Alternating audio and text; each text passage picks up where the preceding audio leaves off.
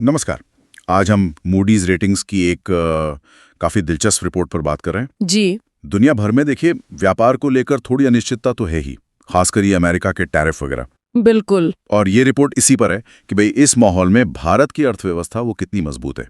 हमने जो स्रोत देखे हैं उनके आधार पर आज हम इसी रिपोर्ट के जो ज़रूरी पॉइंट्स हैं उनको समझने की कोशिश करेंगे। हाँ, जरूर। तो चलिए सीधा मुद्दे पर आते हैं। रिपोर्ट का एक बड़ा निष्कर्ष ये निकल रहा है कि वैश्विक चुनौतियां हैं, जैसे अमेरिकी टैरिफ हो गए या व्यापार में रुकावटें।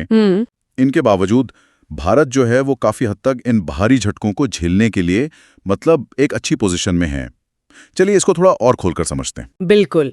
देखिए, रिपोर्ट का जो मुख्य दावा है वो यही है कि भारत दुनिया की सबसे तेजी से बढ़ती हुई जो बड़ी अर्थव्यवस्थाएं हैं उनमें बना रहेगा, ऐसा अनुमान है।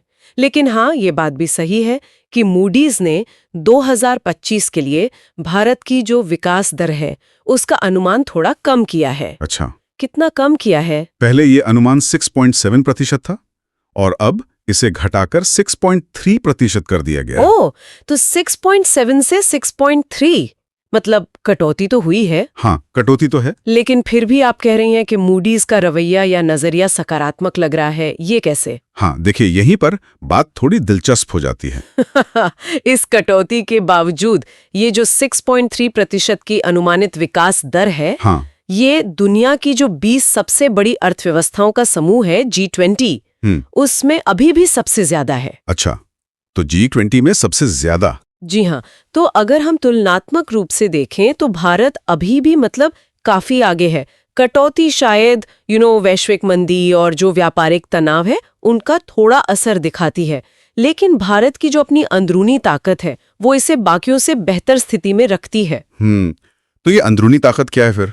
मतलब कौन सी वो बातें जो भारत को ये मजबूती दे रही हैं इस रिपोर्ट के हिसाब से? देखिए, भारत की अर्थव्यवस्था की जो बनावट है वो थोड़ी अलग है।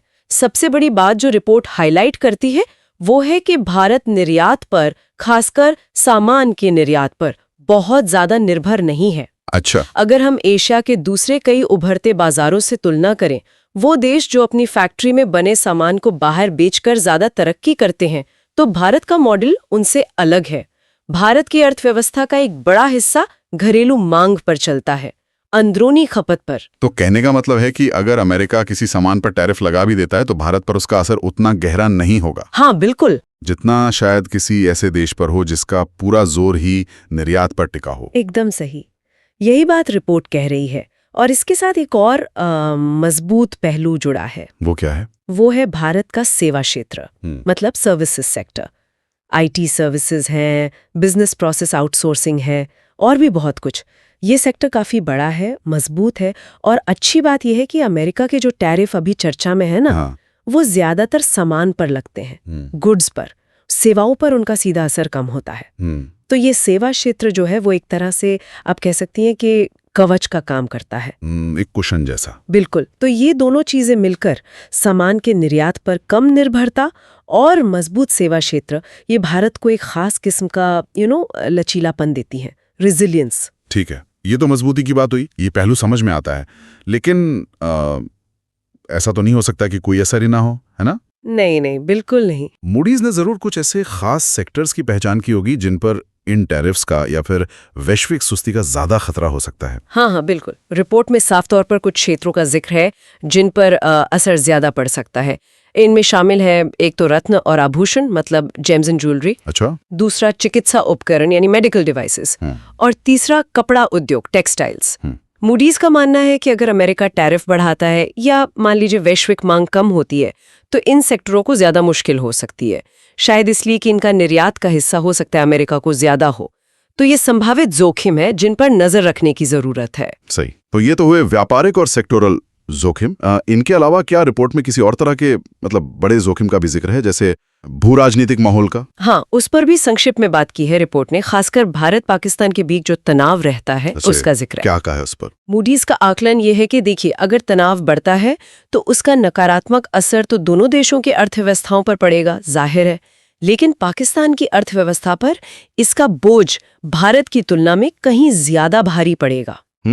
तो ये पहलू भी अगर देखा जाए तो एक तरह से भारत की जो सापेक्षिक स्थिरता है, रिलेटिव स्टेबिलिटी, उसी को दिखाता है।